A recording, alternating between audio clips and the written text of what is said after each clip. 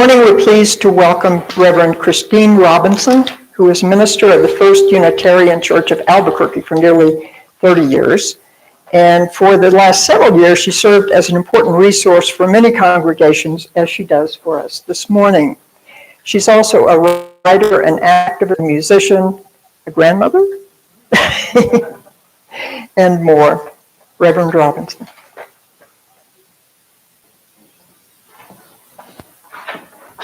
Thank you. It is so good to be here and see this robust group meeting on a snowy morning in a relatively small town, and here you all are. So you're way into the top half of congregational attendance this morning in Unitarian churches, if you can think about that. So you're a substantial group.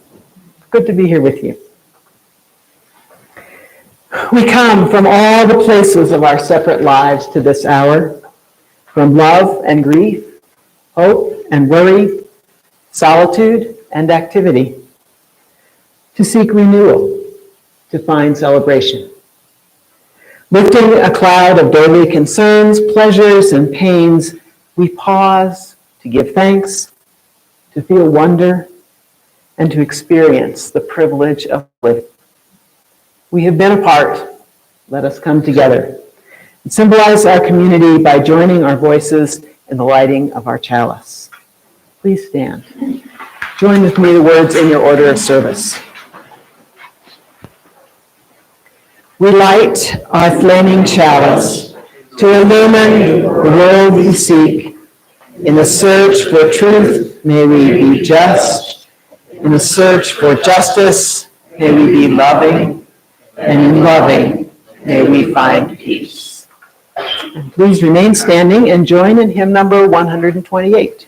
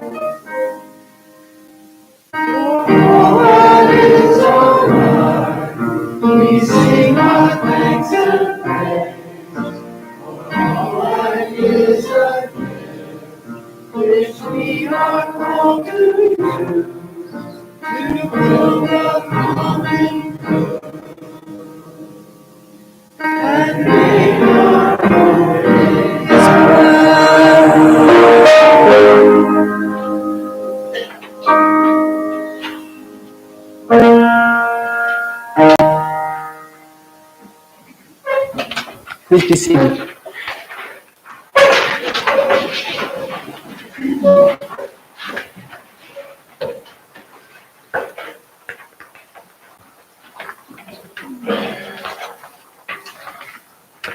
So one of the reasons that researchers believe that people who belong to a religious community are more likely to thrive than others is that worship and other spiritual practices particularly meditation and prayer, but those aren't the only ones. In doing those things, we learn some of the skills of quieting our anxious hearts and our monkey minds. In meditation time, you're not only enjoying the silence, you are learning a critical life skill. Believe me, if you can quiet your mind and slow your pounding heart for 2 minutes, you are well on your way to 20. And if you can do it here, you're well on your way to doing it when you're waiting for that critical phone call, or furious with your neighbor, or worried about the state of the world. Do you need to calm down sometimes and quit ruminating or fulminating to no good end? Here's how you do it. First, attend to your body. Get comfortable. Go ahead. Notice where your tension is. Your neck maybe, shoulders, face, hands, back. If there's tension, relax, stretch, reposition. A tense body tells the mind to be tense. It is very hard to feel anxious or angry when your body is relaxed. So, shoulders down, hands limp, face in neutral. Relaxing is the first step. And breathing is the second. Breathe so that you can feel the air going in and out of your nostrils.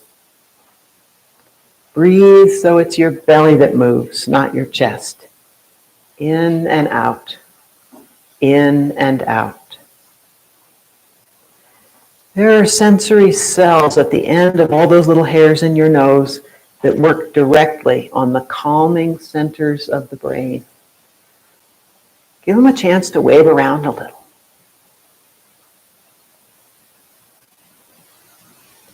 It's very handy to have something for your mind to do. The mind thinks by nature, and unless you give it a task, it's all too likely to go back to fulminating and ruminating and worrying and planning. That's what your mind does best. But it needs a timeout, like all of us do sometimes, and a gentle redirect, just like a beloved child. For that purpose, I like a simple repeated phrase. Breathe in peace, breathe out love. Or to quote one of our hymns, roots hold me close, wings set me free. Or just a little word like gratitude or love. You say it to yourself while breathing in and breathing out. Any little word or phrase will do, or none at all. You breathe and you repeat your phrase until you notice that your mind has honed in and is working again, thinking, and you mentally pat it on the head and say, not just now, and go back to your word. All to be expected. No judgment, no problem.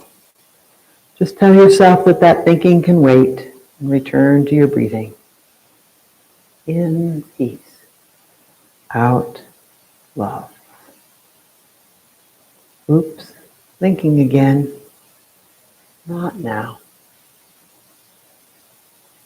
Give yourself 90 seconds to learn this life skill.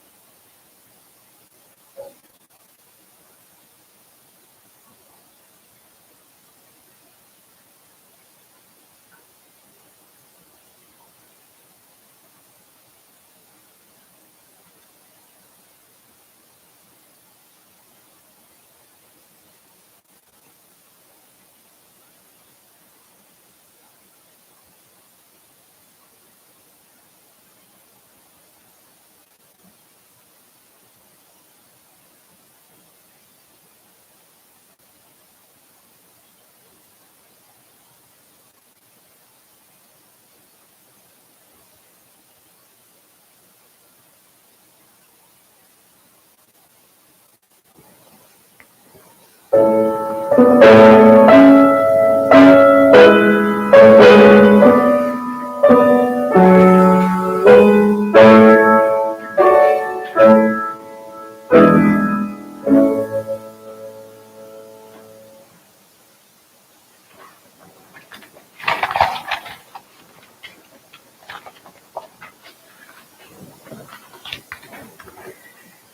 all, I think, aspire to thrive.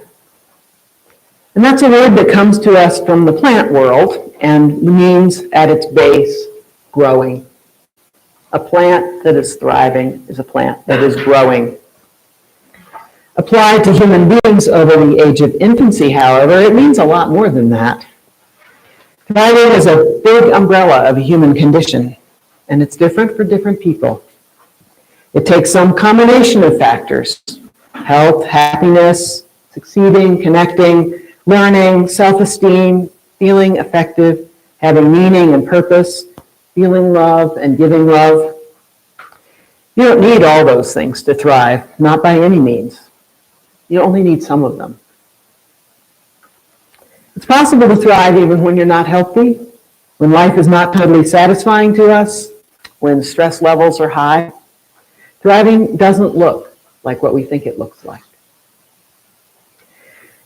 The media teaches us that thriving means being young and healthy and fit and beautiful and accomplished and thin and well-educated, financially secure and smiling with straight white teeth. We are bombarded with images and stories about this kind of thriving. And it's sometimes hard to have any other picture of thriving in our minds. Especially when we lack some of those qualities. We almost certainly lack some of those qualities, and also many are out of our control, or at least long-term projects. Sometimes we start thinking that since we can't picture thriving the way the media does, we are not thriving or could never thrive. But that's not true.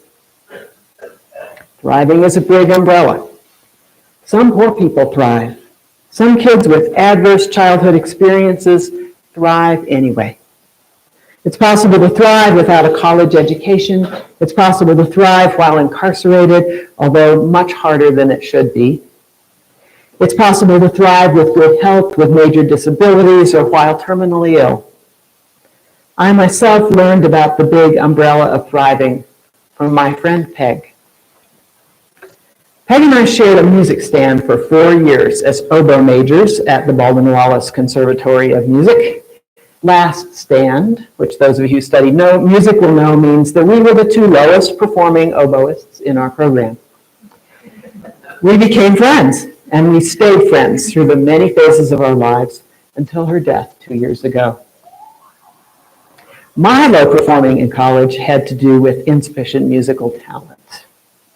Hers had to do with major physical disabilities, disabilities which became progressively more challenging over the years.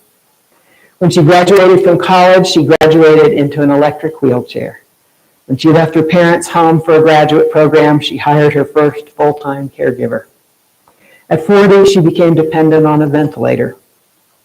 Nonetheless, she absolutely thrived. In 2005, during a time of great public interest in issues of artificial life support, pulling the plug, and after reading one too many letters to the editor about what people were thinking made life worth living, Peg wrote an op-ed piece for the Houston Chronicle, and they published it. Here is a part of it.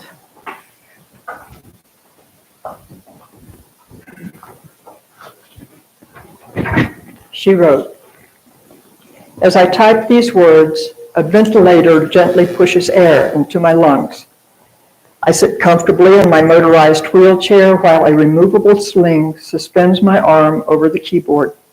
And the woman I hired sits in another room of my house ironing and ready to respond should I call for assistance. I am taking a break from the articles I am writing on the results of my research, all while in blissful appreciation of the house I have remodeled to meet all of my accessibility and aesthetic needs, the computer that opens my doorway to the universe, the people who do for me what my own body cannot, and the children and loved ones who fill my life with energy direct from God. I simply cannot imagine how anyone could label this lifestyle not worth living. Let us agree, once and for all, that life is not defined by physical functioning. Money is the real artificial life support. If you have it, you can have access to medical science and the personal assistance you need to compensate for any physical impairment. It is our mental functioning that enables us to accommodate the ever-changing physical and social context in which we live. It is our minds that enable us to receive and give love and joy. But even with extensive impairments of mental functioning, love and joy can still be experienced. It is when all ability to love and to relate to others is gone that the value of living comes into question. In my own advance directive, I have specified that I want all possible interventions that would sustain my physical existence, and when I no longer have the capacity to communicate by any means or respond in any way to those around me, then and only then do I want the artificial life support that has sustained me for the last 15 years to be turned off. To all those into whose hands my life may someday fall, know this: I want to live. The subscript of this op-ed piece reads, Dr. Margaret A. Nozick is Executive Director of the Center for Research on Women with Disabilities and Professor in the Department of Physical Medicine and Rehabilitation at Baylor College of Medicine. Her physical limitations are the result of congenital spinal muscular atrophy.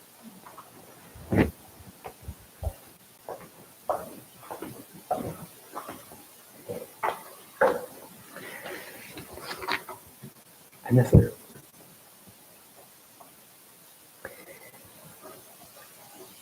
A couple of years before Peg died, a cure was found for her disease.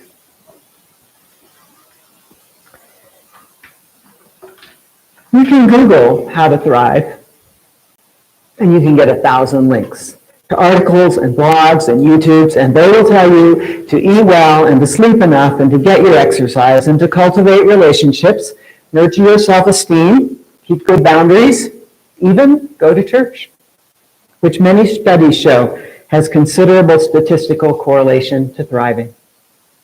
Apparently because of the combined advantages of the focus of religious communities on hope and meaning and on the way they gather and nurture community.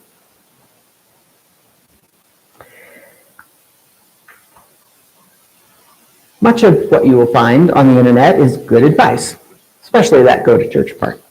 But it is all pretty focused on that image of the individual thriver, the beautiful, competent, healthy, successful person who did most of it all by themselves. And that's a myth. None of us did it all by ourselves. And it needs to be said that the greatest deterrents to more people thriving are social in nature, and by no means evenly distributed across the population. Deterrents to thriving, grinding poverty, and the environmental, healthcare, and education problems that poverty causes lifelong. The housing crisis and the shocking number of unhoused people in our society right now. The prevalence of dangerous street drugs, racism and sexism, and the other kinds of prejudice which contribute to lack of thriving and are extra burdens, even on those who do thrive. Childhood abuse and trauma, which leave scars so deep they affect our very genes. And greed and privilege, and how they fuel a game system that favors acquisition and greater wealth inequality. We all know this. It's a fact that some people have a much easier route to thriving than others. If you feel you're thriving, congratulations, and you have a lot to be grateful for. And if you don't feel you're thriving right now, don't add self-blame to your burdens. Just do what you need to do, one step at a time. But here's my question about all this. Since we are all connected, we believe that, right? That we're all part of an interdependent web of connection. Since we do believe that, and understanding that our thriving is at best incomplete unless those around us are thriving also, how do I thrive when my neighbors have to beg at street corners for a living, when wars are devastating people's lives, when gun violence seems an unsurmountable reality, when entire nations are drowning as the polar caps melt? I could go on with all the problems of the world. Enormous. And I can't solve them myself. I can't even join a group that could solve them. They burden my neighbors terribly. And you know, that has to burden me too. If I don't thrive alone, and so many are not thriving, how do I cope? Well, I could just block it out, and I do that quite a lot. It's not just denial. After all, getting lost in the depths of fury and despair doesn't do anybody any good. But since another thing I believe, and I imagine you do too, is that truth should be a guiding value in our lives, the just blocking it out practice is a version of living with untruth. And I don't think I'm actually going to thrive by denial. It would be fake thriving. Whatever thriving I do has to be alongside of the troubles of the world, with a clear-eyed understanding that I contribute to some of them, whether I want to or not, just by being alive in this society. And all the things that I can do, are drops in the bucket, or mostly symbolic in their effect. To thrive, clear-eyed and reality-focused in this world, we need, I think, besides sleep and exercise and community and tending to our mental health and all that good stuff that we already know about, we need two things that are hard to find on Google, I know, because I tried. We need to be doing what we can for the world and for our neighbors, and we need hope. Hope is the foundation. Without hope, we have to choose between despair and a sort of fake thriving, best characterized as eat, drink, and be merry in cheerful oblivion to the problems of the world. And that might be cheery, but it's not really thriving because it's not faithful to the values that we hold about truth and connection, and we never thrive when we're living contrary to our values. And since nothing we can do can solve those world problems or even seem to everybody like the right way to begin to start solving those world problems, we do what we can, and we live by hope. We sometimes think that hope is a gift of temperament, that some people have and some people don't. Or that it's a careless belief that we don't need to do anything because everything's going to work out in the end. That is, by itself, without any intervention from us or anybody else. Imagining that this global warming thing is not just some sort of coincidence blip of nature that will soon go back to normal and we don't have to do anything about it is not hope. It's cockeyed optimism, and that's a form of denial. And we already agreed that we don't want to live that way. Hope is something else. Hope is not that things will get better on their own. Hope is that things can change. Change if we change. Change if institutions change. Sorry, I'm having trouble seeing. There you go. Change if we pay for it, if we learn about it, if we focus on it, if we work for it, if we live by it. Hope about climate change, say, is hope that some combination of human ingenuity and nations and institutions deciding to be a part of the problem, part of the solution rather than part of the problem, and individuals buckling down to live satisfying lives in a new way, that might make it possible to find a way to have lives worth living in spite of the damage that we have already done to our ecosystem. And it's not an impossible hope, just a daunting one. And some days it's hard to be cheerful about that, I know. And that's like so many problems, personal and social, that don't seem to have easy or obvious solutions that we can just implement and bingo, make a difference and be the hero.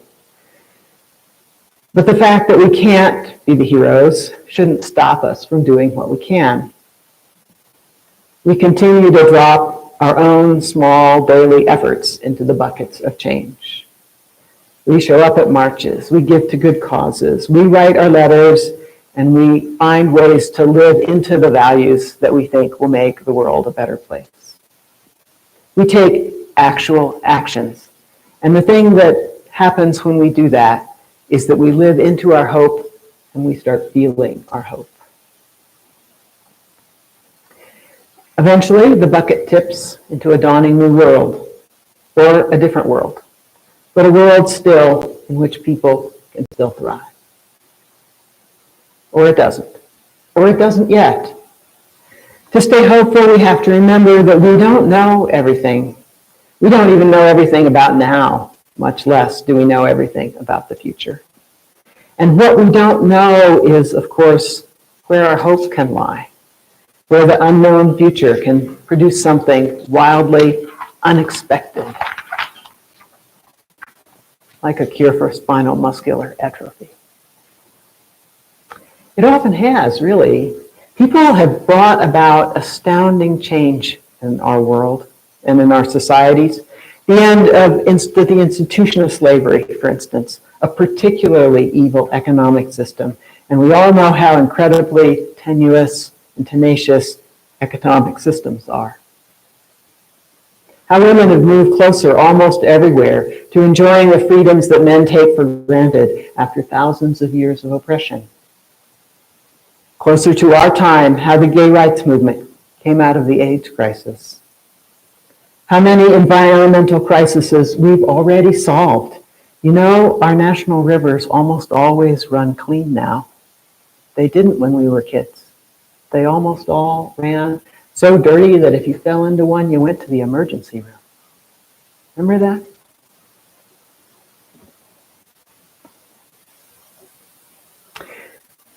There are plenty of reasons to hope that we as a species will continue to thrive. The fact that we just don't know how to solve that problem is just a problem we need to solve.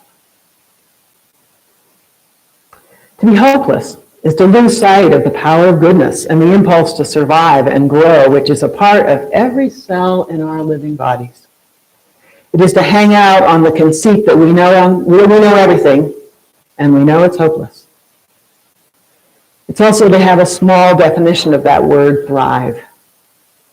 To have hope is to have the emotional discipline to keep a place in our heart for the seemingly impossible good outcome, and for all the ways that human beings make good and worthy lives from very little beyond enough to eat, a little music, and each other. If you want to thrive in this troubled world with a clear-eyed understanding of all of it, you need hope. If you want to thrive in this world in which we're all connected with integrity, you're also doing what you can to help. And I know you already do. I see your table over there. And furthermore, I'll bet you look after each other in this congregation and support it not only because it's good for you, but because it's good for others and for the community of Taos that it be here. What else do you do? Maybe you tutor. Maybe you write letters to the editor. Support the political party you think most likely is to bring us to a better place. Try and smile at your neighbors. Recycle your paper, donate your clothing. What do you do?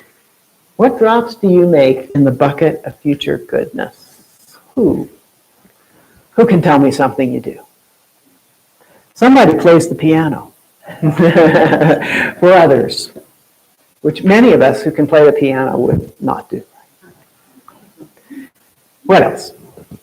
We deliver meals when one of us is ill. Deliver meals to each other when somebody's sick. Yeah. What else? Things. I volunteer a lot of my time, and I realize in listening to you that it gives me a sense of purpose, and it's that meaning in my life that makes me try to keep this outreach calling. Right. And your the feeding of our hope. Yeah. Right. Anybody else? Mimi. We put food in a box for homeless people. Excellent, thank every you. day. I'm doing shopping weekly for a woman who's in a walker and wheelchair, and she was an old acquaintance for a long time and hadn't seen her for years, but now she's a friend. Yes, thank you. Yes, I am raising a child the best that I can. okay, that's a big one. That is a big one. So you don't have to do, you don't have to do anything else. Just raise that kid. What else? Anybody? Somebody else? We drive people to medical appointments. Okay. Grocery stores, Yep. all kinds of places. Excellent. Okay. So you all do your part. Maybe you can do more. And since doing your part, being a part of a solution feeds your hope, maybe doing more would not only bring goodness into the world, but make your life better too. Or maybe not. Maybe you're doing all you can. That is okay. So, turn off your phone. So eat your vegetables, get your exercise, tend your people, come to church, do your bit. Remember, there is so much you don't know and so much goodness in the world. Thrive.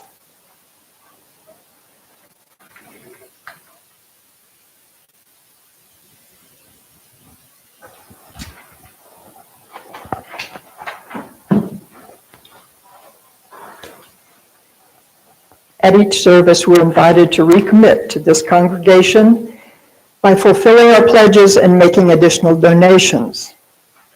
It's an opportunity to invest in what we value and to support this congregation's mission to be an illuminating beacon and an active force in Taos for this congregation to thrive, you might say.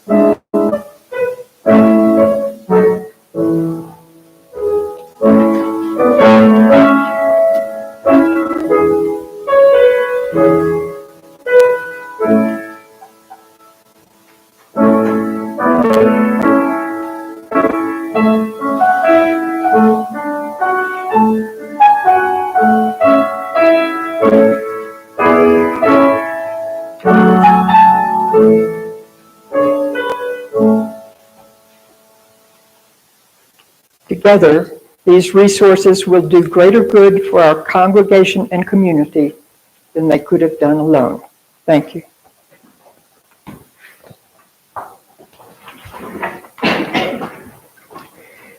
Our closing hymn, number 108, comes to us from the Quaker tradition.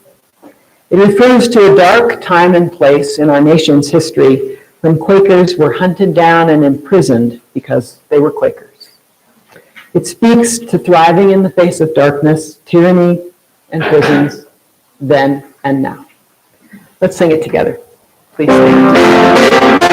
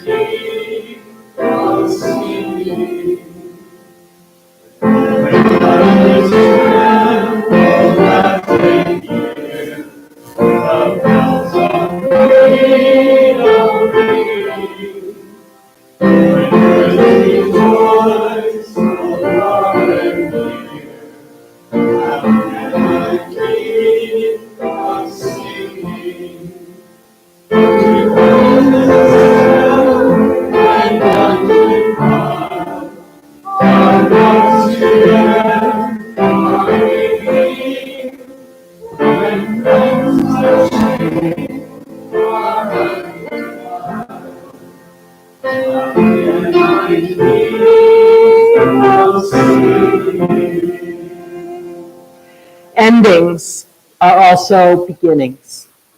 May the spirit of love which dwells in this community strengthen our hearts and light our way until we meet again. Now our chalice is extinguished with these words. We extinguish this flame, but not the light of truth, the warmth of community, or the fire of commitment. These we carry into our hearts until we are together again. Go in peace.